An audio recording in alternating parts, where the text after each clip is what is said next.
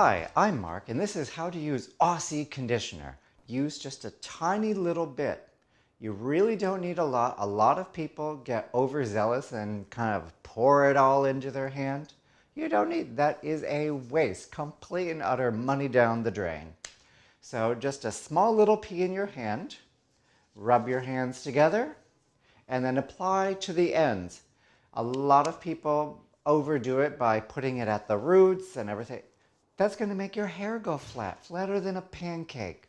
So all you need is the conditioner down here, because what's lacking is your oils, the moisture and everything due to the heat, styling, blow drying, environmental, and your root area already has that.